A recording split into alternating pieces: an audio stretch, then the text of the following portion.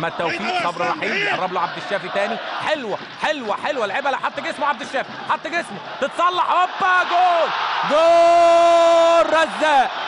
رزاق يحطها حلوه حلوه حلوه على يمين مهدي سليمان، وادي الجبهه الشمال بتقول لكابتن حسن شحاته انه الزمالك بخير، وانه وجود عبد الشافي في الحته دي اضافه كبيره. هدف اول رسميا للنجم البنيني طبعا صاحب الاصول النيجيريه رزاق اوموتيوسي. بيسلم على كابتن اسماعيل، شوف اتحرك لها ازاي. ادي عبد الشافي بقى، قيمه عبد الشافي في الحاجات دي لما حط جسمه خلاص على طول رزاق يحطها في الضيقه على يمين مهدي سليمان ورزاق اوموتيوسي.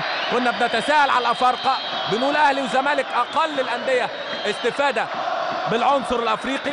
ادي رزاق ما شاركش كتير صحيح، لكنه هداف وفروت خطير قبل كده ضمن مدربنا القدير المرحوم كابتن ممدوح خفاجه. وادي اسامه جول مروان محسن.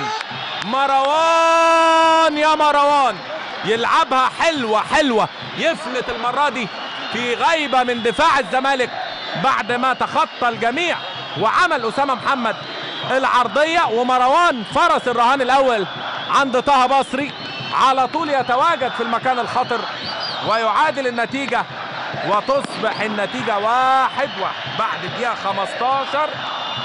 1-1. مروان محسن طالع يسلم طبعا بره.